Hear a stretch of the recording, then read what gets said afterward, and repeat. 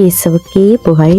இயேசுவில் பிரியமானவர்களே, இன்று நம் ஆண்டவர் திருப்பாடல் 121 அதிகாரம் 8 வசனத்தினூடாக இவ்வாறு நம்மோடு பேசுகின்றார்.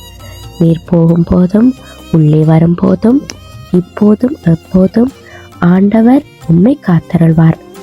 விண்ணையும் மண்ணையும் உண்டாக்கி சகலத்தையும் படைத்து அனைத்துலக மக்களின் மேலும் தன்னுடைய ஆசீரை பொழிந்து எல்லா விதமான நன்மைகளினாலும் எம்மை நிரப்பி நித்தமும் நம்மை காத்து வழிநடத்தும் தகப்பன் இந்த புதிய நாளை தந்து அவருடைய கிருபையை பெற்றுக்கொள்ள நம் ஒவ்வொருவரையும் அழைத்திருக்கிறார்.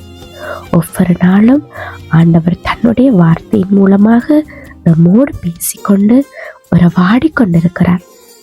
ஒவ்வொரு வார்த்தையினூடாக நம்மோடு பேசி தம் மன காயங்களை ஆற்றி பிரச்சனைகளுக்கு தீர்வு கொடுத்து முன்னேறுவதற்கான பாதைகளை நமக்கு காட்டி நம்மை நித்தமும் வழி நடத்துகிறார். இன்றும் அவர் நமக்கு கொடுத்திருக்கும் இந்த வார்த்தை நம்மை இன்னமாக அவரோடு ஐக்கியப்படுத்துகிறது. நம்முடைய ஒவ்வொரு அடியையும் அவர் தினமும் கவனித்து காத்து கொண்டிருக்கிறார்.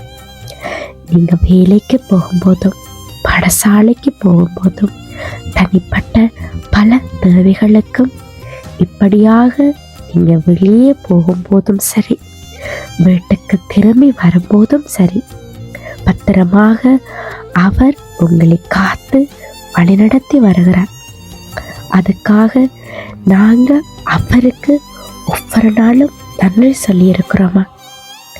அப்படி ஒரு நாளும் சொன்னதில்லை என்றால் இன்றிலிருந்து நாங்க ஆண்டவருக்கு நன்றி சொல்ல பழகுவோம். நீங்க வீட்டை விட்டு வெளியே போகும்போது, அப்பா நான் போகும் இடமெல்லாம் என்னோட கூட நடங்க, பாதுகாப்பாக வீடு திரும்ப துணி செய்யுங்க என்று சொல்லி நெத்தியில ஒரு சிறுவை அடையாளத்தை வரைஞ்சி நீங்க வீட்டை விட்டு வெளியே போய் பாருங்க. நீங்க போற இடம் அனைத்திலும் அவர் உங்களுக்கு காவலா இருப்பார். அவருடைய பாதுகாப்பு வாழ்நாள் முழுவதும் எம்மோடும் எம் குடும்ப உறுப்பினரோடும் இருக்க வேண்டி தொடர்ந்து ஆண்டவரை ஜெபம் செய்து மன்றாடுவோம். ஆண்டவருடைய அன்பும் சமாதானமும் இப்போதும் எப்போதும் அவருடைய பாதுகாப்பு போக்கிலும் மரத்திலும் என்றென்றும் உங்களோடும் உங்கள் குடும்பத்தோடும் உங்களை சுற்றி இருப்பவர்களோடும் ஒவ்வொருவரோடும் இருப்பதாக. ஆமேன்.